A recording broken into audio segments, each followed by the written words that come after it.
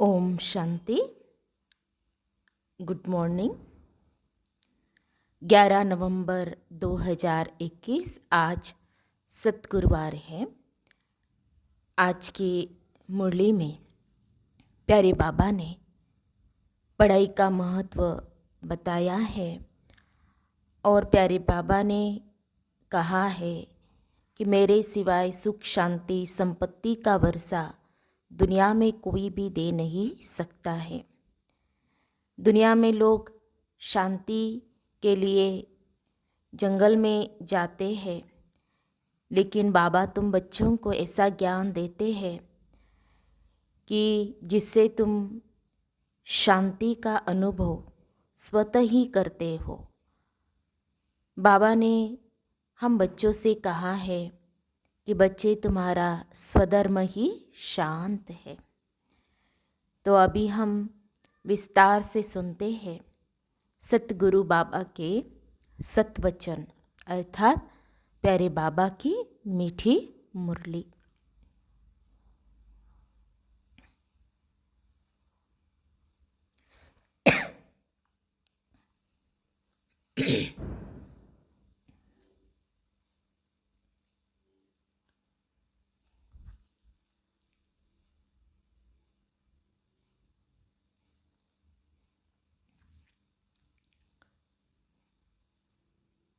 आज बाबा कहते हैं, मीठे बच्चे, यही पढ़ाई है जो तुम्हें नर से नारायण, नारी से लक्ष्मी बनाती है। इसलिए पढ़ाई पर बहुत बहुत ध्यान देना है।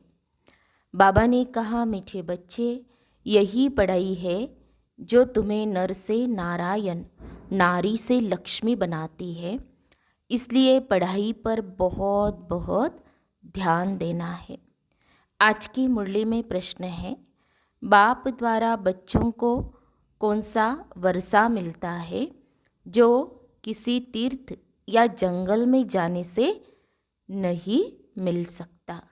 बाप द्वारा बच्चों को कौन सा वर्षा मिलता है जो किसी तीर्थ या जंगल में जाने से नहीं मिल सकता। उत्तर है, बाबा ने कहा, बाप द्वारा बच्चों को सुख शांति संपत्ति का वर्षा मिलता है जो कहीं भी नहीं मिल सकता। मनुष्य शांति के लिए जंगल में जाते हैं, परंतु तुम जानते हो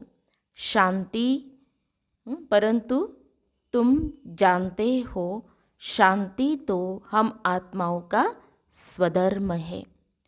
मुरली में गीत बजा है, तुम्हें पाके हमने जहान पा लिया, जमी तो जमी आसमां पा लिया। ओम शांति।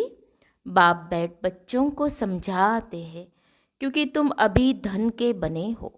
बाकी जो भी मनुष्य मात्र है वह निधन के है। धनी एक बाप को ही कहा जाता है। घर में जब लड़ते हैं तो कहा जाता है, तुम्हारे कोई धनी धोनी नहीं है क्या। अभी सारी दुनिया के मनुष्य मात्र लड़ते झगड़ते रहते हैं, एक दो का खून भी कर देते हैं। बाप ही आकर समझाते हैं, यह काम तो महाशत्रु है जिससे सभी आदि मध्य अंत दुख पाते हैं। काम विकार के लिए बाबा ने कहा, तुम बच्चे जानते हो अभी हम बेहद बाप से बेहद सुख का वर्षा ले रहे हैं। मनुष्य भल कहते हैं हमको शांति चाहिए, परंतु शांति क्या है, कहाँ से मिलती है। क्या जंगल में जाने से शांति मिलेगी। सुख शांति कब और कौन देते हैं, तीर्थों पर किस लिए जाते हैं, यह भी कोई जानता नहीं। सिर्फ सुना है कि भक्ति करने से भगवान मिलेगा, जानते भगवान को भी नहीं। बाप कहते हैं, मैं आकर तुम बच्चों को सुख शांति देता हूँ। अब सुख शांति संपत्ति किसके पास नहीं है, देने वाले को भी कोई जानता नहीं। बाप आकर समझाते हैं, तुम गाते भी हो, दुख हरता सुख करता। गांधी जी भी पुकारते थे कि हे पतित पावन आकर पावन बनाओ। गाते हैं पतित पावन सीताराम, परंतु अर्थ का पता नहीं। भक्ति क्यों करते, उससे क्या मिलेगा, कुछ भी जानते नहीं। यह भक्ति की भी ड्रामा में नोंद है। द्वापर से रावण राज्य शुरू होता है। मनुष्य यह नहीं जानते कि रावण क्या चीज़ है। कब तक रावण को जलाते रहेंगे। भल उनका जन्म कब हुआ। रावण के भी भूत को बनाकर जलाते हैं। आत्मा कभी जलती नहीं। यह सब बातें तुम बच्चे ही जानते हो। आज से 5000 वर्ष पहले भारत स्वर्ग था। इन लक्ष्मी नारायण का राज्य था। लक्ष्मी नारायण को ही भगवती भगवान कहा जाता है। फिर त्रेता में राम का राज्य था। उन्हों को यह राज्य कैसे मिला, फिर वह राज्य कहाँ गया, यह कोई नहीं जानते।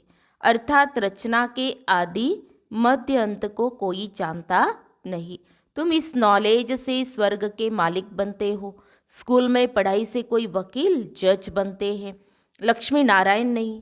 यह किस पढ़ाई से पद पाया, यह किसको पता नहीं। भगवान उवाच, मैं तुमको राजयोग सिखलाता हूँ। ऐसा कोई नहीं होगा जो कहे कि मैं तुमको यह बनाता हूँ। तुम बच्चे जानते हो, यह लक्ष्मी नारायण की डिनाइस्टी इस पढ़ाई से बनी है। दुनिया इन बातों को नहीं जानती।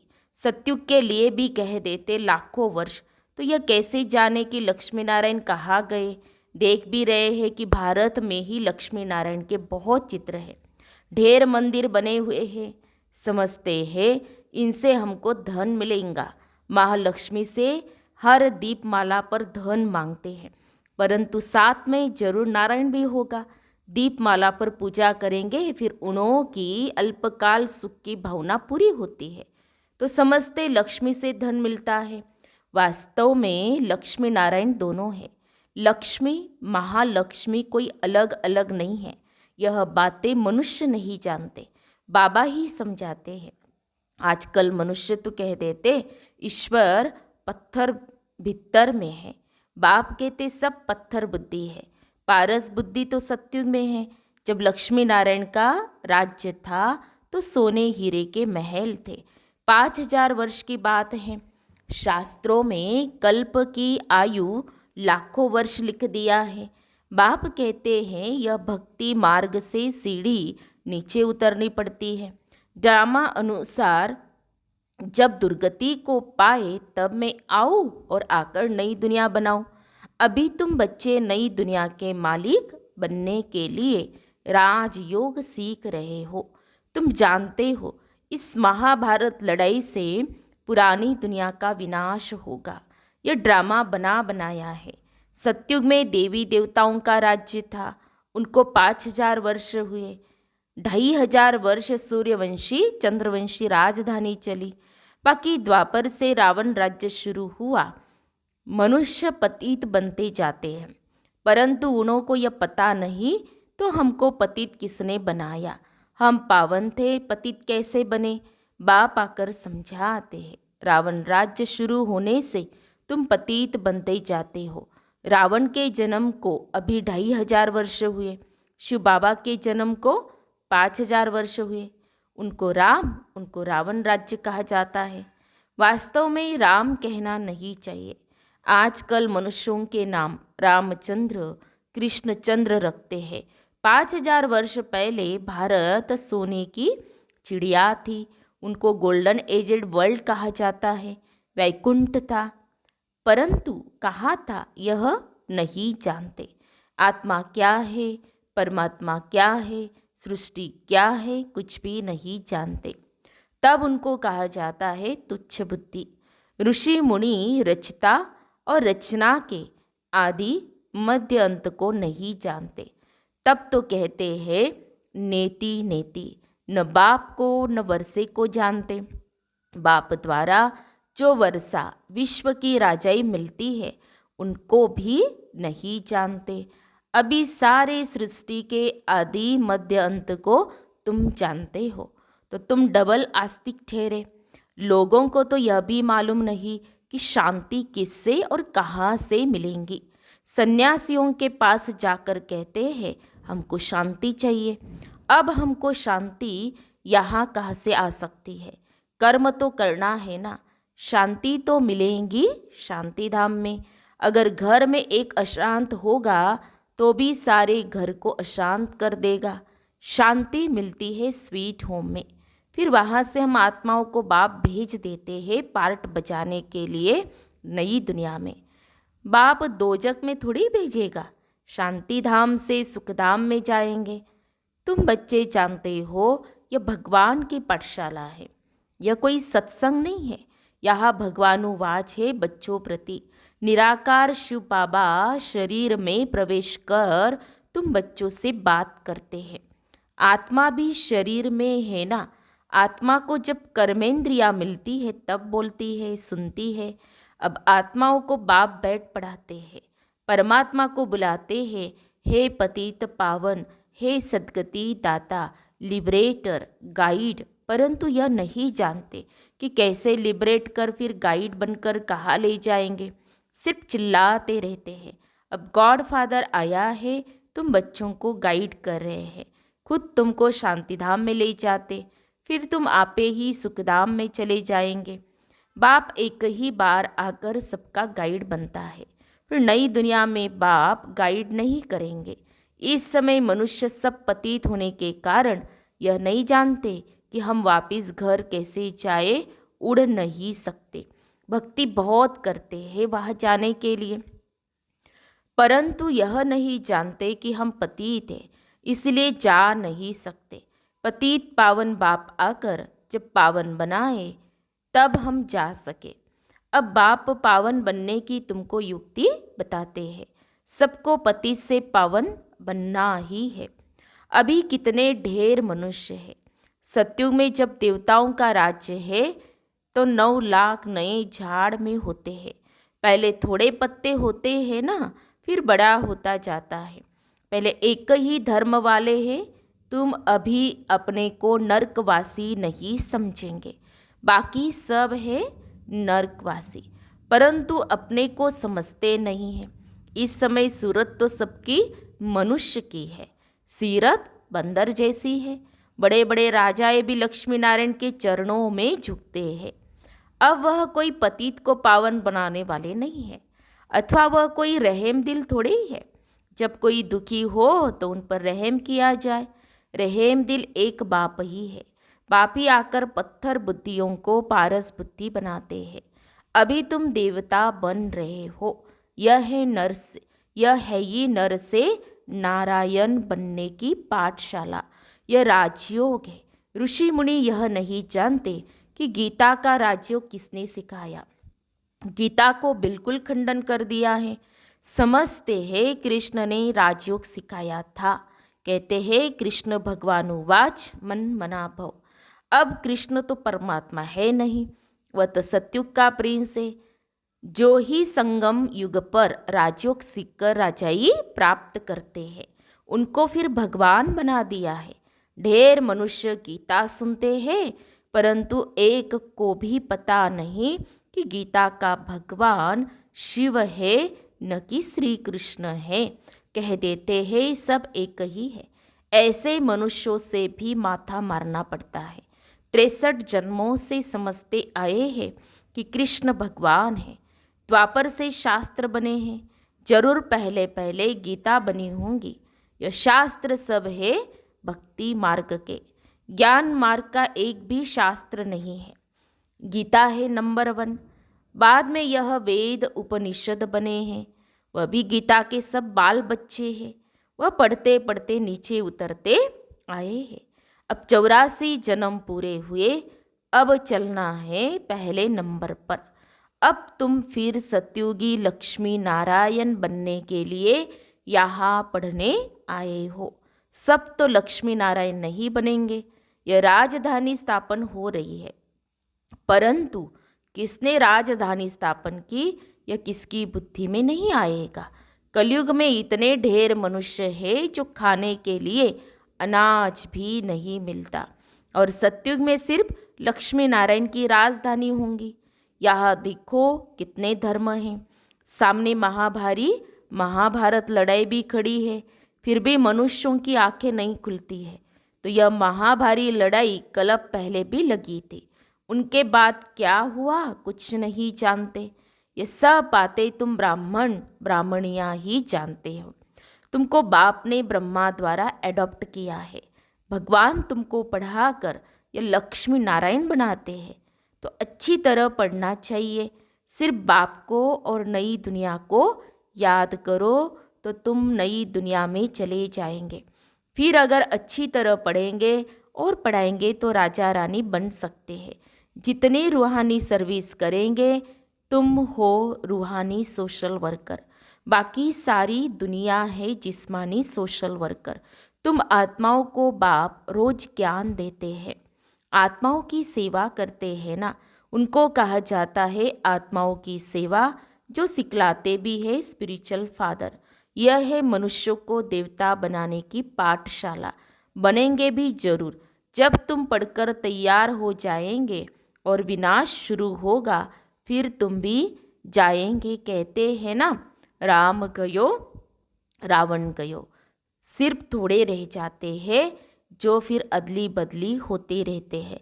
फिर तुम आएंगे स्वर्ग में। तुम्हारे लिए अब नई दुनिया स्थापन हो रही है। तुम स्वर्गवासी बनने के लिए पढ़ रहे हो। यह नर्क है। अब तुम हो संगम पर। अभी तुम ब्राह्मणियाँ नहीं बनेंगे तो वर्षा ले नहीं सकेंगे। वर्षा ब्राह्मणों को मिलता है जो एक बाप के सिवाय और कोई भी देहधारी को याद नहीं करते हैं। वर्षा ब्राह्मणों को मिलता है जो एक बाप के सिवाय और कोई भी देहधारी को याद नहीं करते हैं। बाकी कुछ न कुछ सुना तो प्रजा में आ जाएंगे। अच्छा, मीठे मीठे सिखिल दे बच्चों प्रति माता पिता बाप दादा का याद प्यार और गुड मॉर्निंग। रूहानी बाप की रूहानी बच्चों को नमस्ते। हम रूहानी बच्चों की रूहानी बाप दादा को याद प्यार और नमस्ते नमस्ते। ओम शांति ओम शांति ओम शांति। गुड मॉर्निंग बाबा, शुक्रिया बाबा, थैंक्स बाबा, पद्मा पदम शुक्रिया बाबा आपका। धारणा के लिए मुख्य सार। आज की मुरली का सार 2 पॉइंट में। पहली पॉइंट है रूहानी सोशल वर्कर बन पढ़ना और पढ़ाना है। बाप के साथ साथ आने वाली नई दुनिया को भी याद करना है। दूसरी पॉइंट, बाप समान रहम दिल बन सबको पारस बुद्धि बनाने की सेवा करनी है। बाप समान रहम दिल बन सबको पारस बुद्धि बनाने की सेवा करनी है। फिर सद्गुरु बाबा का वरदान है हम बच्चों के प्रति साधनों को यूज़ करते हुए साधना को अपना आधार बनाने वाले सिद्धि स्वरूप भव। साधनों को यूज़ करते हुए साधना को अपना आधार बनाने वाले सिद्धि स्वरूप भव। स्पष्टीकरण है, कोई भी पुरानी दुनिया के आकर्षणमय दृश्य अल्पकाल के सुख के साधन यूज़ करते व देखते हो तो उन साधनों के वशीभूत हो जाते हो। साधनों के आधार पर साधना ऐसे है जैसे रेत के फाउंडेशन पर बिल्डिंग। इसलिए किसी भी विनाशी साधन के आधार पर अविनाशी साधना न हो। साधन निमित्त मात्र है और साधना निर्माण का आधार है। इसलिए साधना को महत्व दो तो साधना सिद्धि को प्राप्त कराएंगे। स्लोगन है, किसी भी कमजोरी का अंश है तो वंश पैदा हो जाएगा, फिर परवश बना देगा। किसी भी कमजोरी का अंश है तो वंश पैदा हो जाएगा और परवश बना देगा। हम सब ने सुने प्यारे बाबा के मधुर महावाक्य, मीठी मुरली सुनी। तो आज हम सारा दिन इसी स्वमान में रहेंगे कि बाबा हम बच्चों को पढ़ाई पढ़ाने के लिए आए हैं, जिस पढ़ाई से हम नर से नारायण, नारी से श्री लक्ष्मी बनते हैं। इस नशे में रहेंगे। और फिर बाबा ने जो कहा है कि बाबा सुख शांति संपत्ति का वर्षा देते हैं, तो बाबा के साथ हमें अपनी नई दुनिया को भी याद करना है। और फिर हम रूहानी सोशल वर्कर है, तो इस फरमान का भी हम अभ्यास करेंगे। आज सद्गुरुवार है, तो आज प्यारे बाबा को भोग भी लगेगा। ओम शांति, ओम शांति, ओम शांति।